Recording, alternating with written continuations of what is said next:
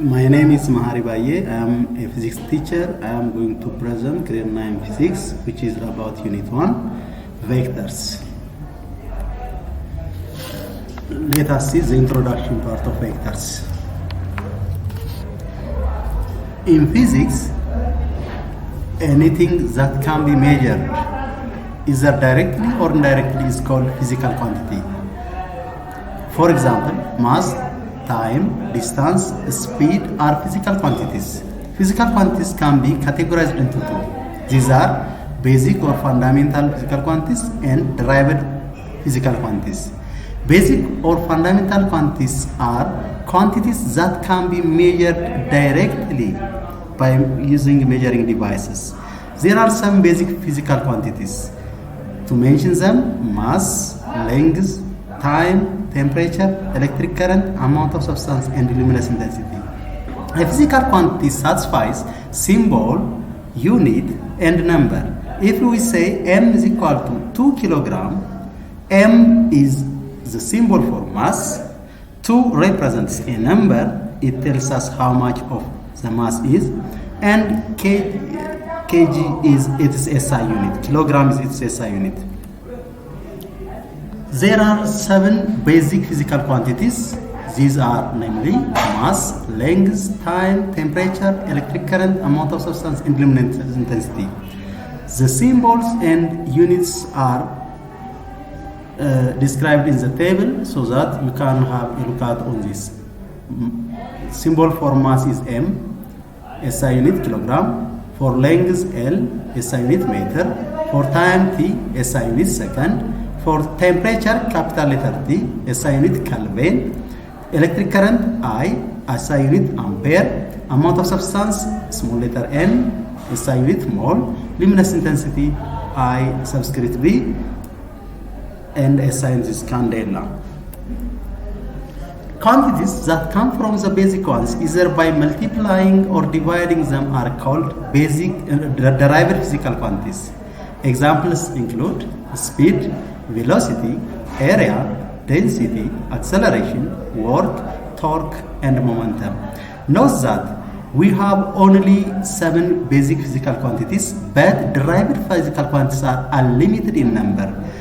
All other physical quantities other than the 7 ones are called derived physical quantities. For instance, the speed is distance over time. Distance is length, and t is time. It is found by dividing length by time. Velocity, displacement over time. Displacement is distance in a given direction over time. Area, length times it, both are lengths. So we can find derived physical quantities by either multiplying or dividing the basic physical quantities. Scalars and vectors. Physical quantities can also be classified into two. These are scalars and vectors, based on whether they need direction to be described or not. Scalars are quantities that need only magnitude or size to be described. Mass, length, time, temperature, speed, pressure, work, volume, charge, voltage, all these are scalar physical quantities because they only need magnitude to be described. Whereas quantities that need direction other than magnitude to be described are called vectors.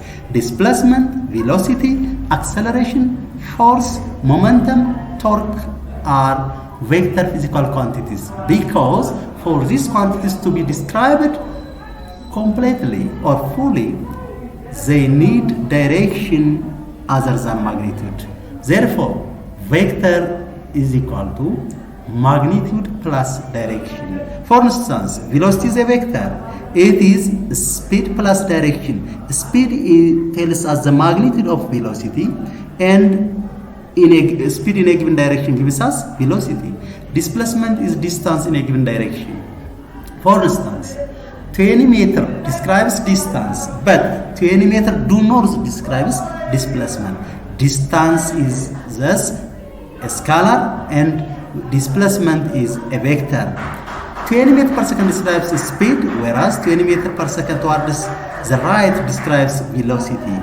Here, speed is a scalar, whereas velocity is a vector. representation of vectors. Scalars are symbolized by italic letters such as V, S, M, T, and so on. V stands for speed, S distance, M mass, T time. Vectors can be represented by either of these three cases. 1. Boldface type symbols, as in F, A, P. F stands for force, A acceleration, P momentum.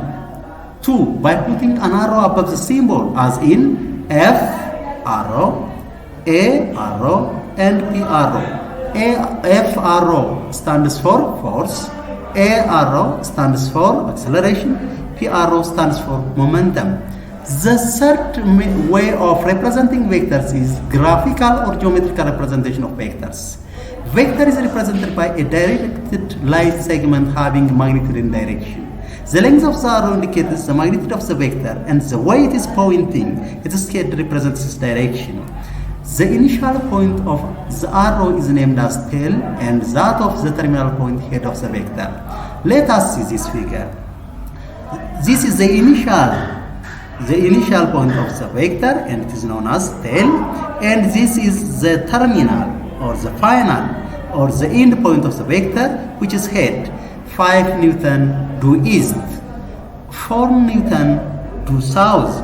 This is the tail of the vector, this is the head of the vector. It indicates the size and also the direction of the vector. When drawing vectors on the paper, we need to have a chosen scale, such as 1 centimeter represents 4 Newton or the like. By this scale, if 1 centimeter represents 4 Newton, 2 centimeter represents 8 Newton, and 3 centimeter represents 12 Newton. Because if they are not drawn properly by using a scale diagram, the figure by itself do not represent its magnitude properly. As a result, when we are drawing vectors, we need to be careful that it needs to have a chosen scale. The absolute value of a vector, such as F arrow or F, indicates the magnitude or norm of a vector. The magnitude of a vector is a scalar and it's always positive. If a car has a velocity of 20 meters per second due west, then we can write this as velocity is equal to 20 meters per second due west. The magnitude of velocity is the absolute value of velocity, and it is 20 meters per second. The magnitude of velocity gives us speed. Kinds of vectors. There are different kinds of vectors. To mention some, or these include concurrent vectors, collinear vectors, parallel vectors, coplanar vectors, and perpendicular vectors. These are the diagrams of the above mentioned vectors. Collinear vectors, these are parallel or anti-parallel vectors. Here the collinear vectors indicates anti-parallel. Coplanar vectors, vectors which are acting on the same plane. Parallel vectors, vectors which are parallel or they make an angle of 0 degree with each other. Perpendicular vectors, vectors that make an angle of 90 degree with each other. Concurrent vectors, vectors which act on the same point. Let us see the definition of each vector. Collinear vectors are system of vectors in which the components act along the same line or common line of action, either x or y axis. They are parallel or anti-parallel vectors. Coplanar vectors, as its name indicates, they are system of vectors in which the components act in the same or common plane. They act on the common plane. Collinear, coplanar, look, they act on the same plane. Parallel vectors are system of vectors in which the components are parallel. Anti-parallel vectors are also called as opposite vectors. They have opposite direction. Two vectors A and B are said to be parallel if and only if there is a constant number. C says that B is equal to CA. B and A are vectors. C is a scalar, and if C is positive, they are parallel. If C is negative, they are anti-parallel. So a parallel vector may be equal or may not be equal. For if A is 2 Newton and B is 4 Newton, if they are acting in the same direction, the two vectors are said to be parallel.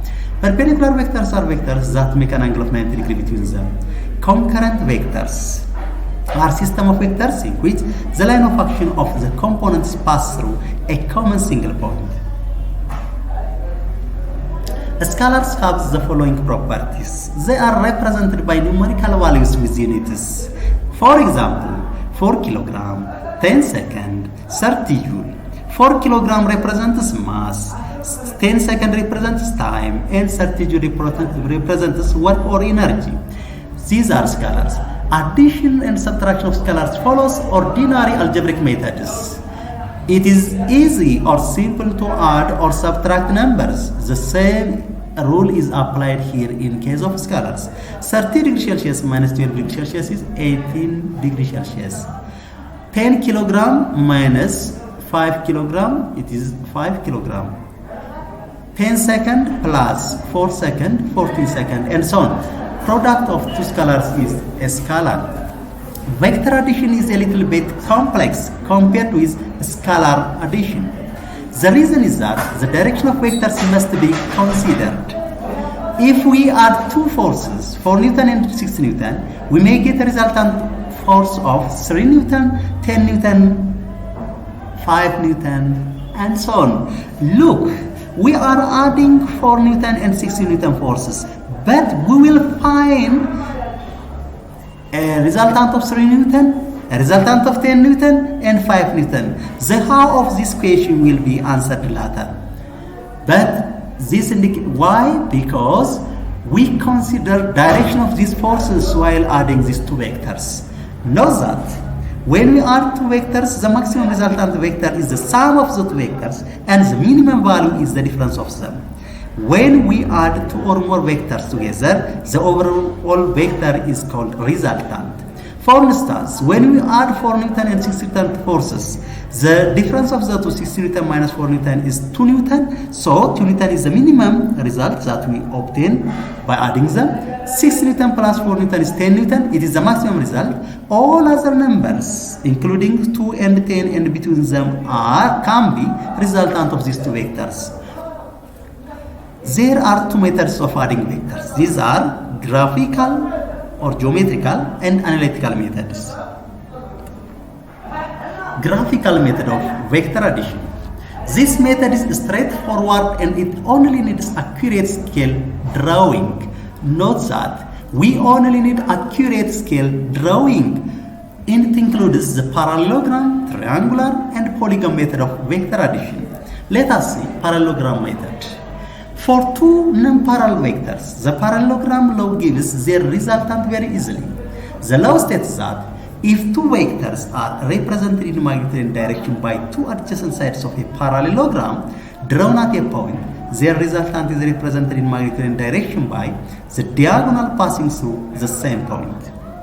Let us see how parallelogram method is used in adding vectors.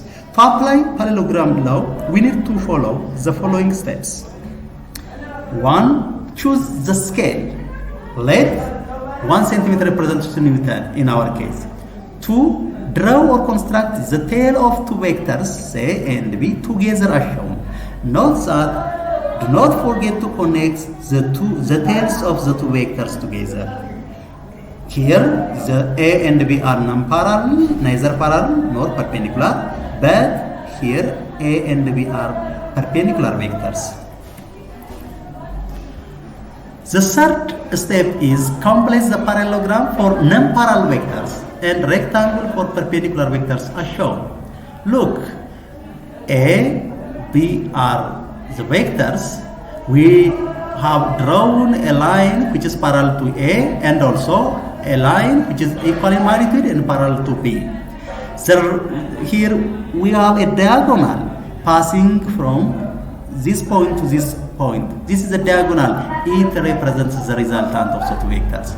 For the perpendicular vectors. Let me draw a parallel line to A, which has equal magnitude and the same size and also same direction. And also let me draw the same parallel line for line B having the same magnitude. Now a rectangle is formed. The diagonal of the rectangle represents the resultant of the two vectors. The last step is measure the length of the diagonal or R and convert it into the vector magnitude. If the length of R is 3 centimeter, then the magnitude of R becomes 6 Newton because 1 centimeter represents 2 Newton. We have chosen a scale to represent 1 centimeter by 1 centimeter represents 2 Newton. So if the result we find for R is 3 centimeter, then by direct proportionality 3 centimeter represents 6 Newton. Now the resultant vector is easily computed or found. Let us see one example here. Find the resultant of the following vectors. 6 Newton and 8 Newton vectors are given. They are perpendicular. The scale we have chosen is 1 centimeter represents 2 Newton. Now let us complete the rectangle. 6 Newton and 8 Newton forces. Parallel for 6 Newton is drawn. Parallel for 8 Newton is also drawn, and the diagonal is the resultant. Now measure the length of R using a ruler. Its length will be 5 centimeter. If it is 5 centimeter, therefore the magnitude of R becomes 10 Newton. Do you know why? Because we have said that 1 centimeter represents 2 Newton. If 1 centimeter represents 2 Newton, be sure that 5 centimeter represents 10 Newton. You can compute the value of R from this proportion. R is equal to 5 by using cross multiplication, 5 times 2 Newton over 1 centimeter. Centimeters cancelled by 1 centimeter. So what's left is 10 Newton. Polygon method. Polygon law states that if a number of vectors are represented in magnitude and direction by the sides of a polygon taken in order, that is, the vector being connected head to tail, then resultant is represented in magnitude and direction by the closed side of the polygon taken in reverse order. That is, the tail of the resultant is connected to the tail of the first vector and its head is connected to the head of the last vector. Note that the component vectors are connected head to tail. And also the resultant vector is connected tail to head. Note that if the vectors connected form a closed loop, then the resultant vector becomes 0. Let us see example. Add the following vectors and find the resultant. Here A in the upward direction, B to the right, C in the downward direction are given. For B, A let us first add A. The solution here is A is here and B and C. These three vectors are connected. Head of A is connected with tail of B. Head of B is connected with tail of C. So the component vectors are properly connected. What is left is finding the resultant. The resultant is drawn from the tail of the first vector, which is A, to the head of the last vector, C. And the resultant now is A plus B plus C. For case B, look at the directions of vectors A, B, and C. These vectors can be added and the solution is here. The direction of A is here. It is taken. The direction of C is to the right and it is properly drawn. And the direction of B is inclined downward. So it is now properly drawn. When these three vectors are connected head to tail, head of A to tail of C, head of C to tail of B. So the component vectors are properly connected. Then when we close the gap, this is the resultant. The tail of the line which is connecting the tail of the first vector to the head of the last vector are A plus B plus C. The third case is A, B, C and D are given. Let us start from this point. This is the tail of A. Head of A is connected with tail of B. Head of B is connected with tail of C.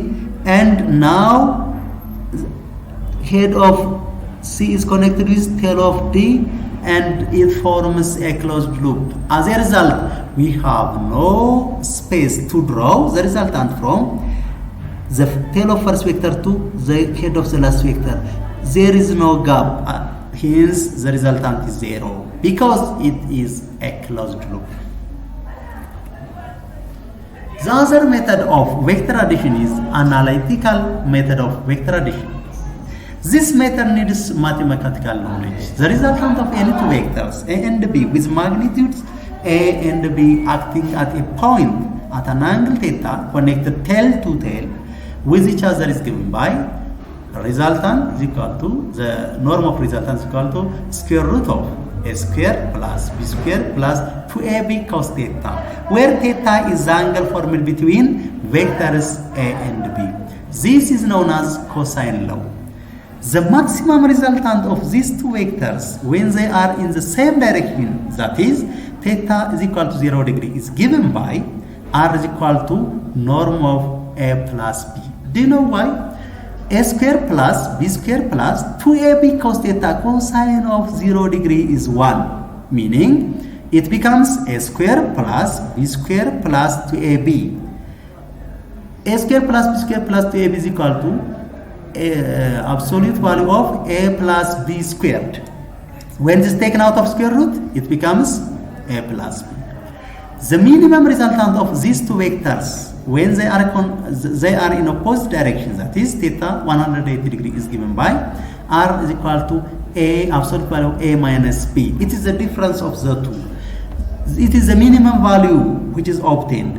Do you know why? A square plus B square plus 2AB cosine of 180 degree. Cosine of 180 degree is minus 1. This implies A square plus B square minus 2AB.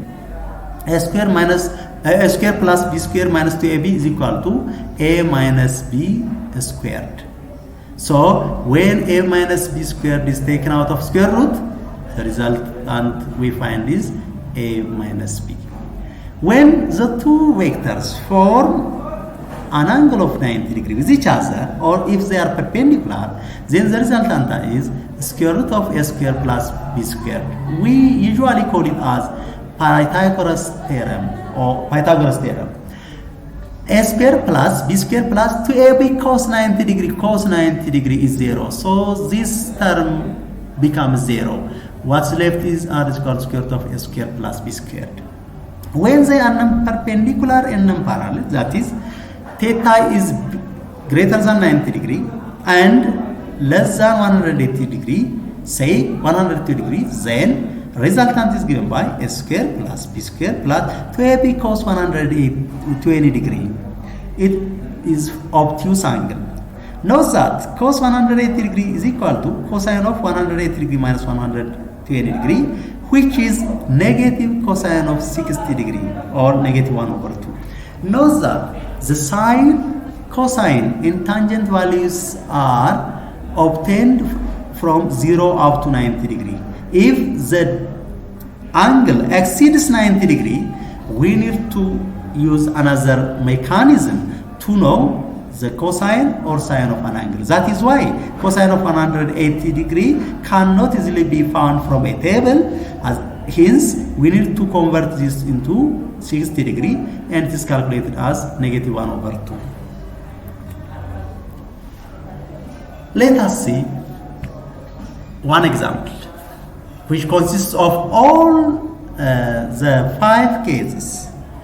What will be the resultant force of 3 Newton and 4 Newton forces acting on a body?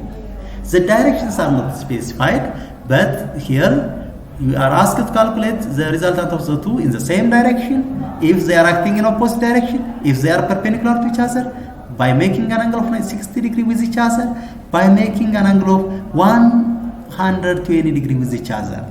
Let us see the solution. We have said that if the two vectors are in the same direction, the resultant is the sum of the two. 3 Newton plus 4 Newton, 7 Newton, because the forces are acting in the same direction. For opposite direction, they form an angle of 180 degrees, and hence net force is equal to 4 Newton minus 3 Newton, which is 1 Newton. The forces in opposite direction in the direction of Newton force, because 4 Newton force exceeds 3 Newton. So the direction of the net force is in the direction of the larger force, and it is 1 Newton in the direction of the 4 Newton force. When we come to when they are perpendicular, we use Pythagoras theorem. F net 3 Newton square plus 4 Newton square. 3 Newton square is 9, 4 Newton square is 16. The sum of the two is 25, and when it is taken out of square root, it becomes 5 Newton. The net force when they make an angle of 60 degrees with each other is 3 Newton square plus 4 Newton square plus 2 times 3 Newton, 4 Newton times the cosine of the angle formed between the two. Because we have said that cosine law says that a resultant is equal to square root of a square plus b square plus 2ab cos theta. When the forces make an angle of 60 degrees with each other, the net force is 3 Newton square is 9 Newton square, 4 Newton square is 16 Newton square. Then let us multiply 2 by 3, 4, and the cosine of 60 degrees is 1 over 2. And the result we obtain is square root of 37 Newton squared, which is approximately 6.08 Newton. The fifth problem is find the net force when they form an angle of 120 degrees. As we have seen, 3 Newton square plus 4 Newton square plus 2 times 3 Newton times cos 180 degree. Cos 120 degree is negative 1 over 2, and then the resultant vector is 3.6 Newton. Look at the numbers here.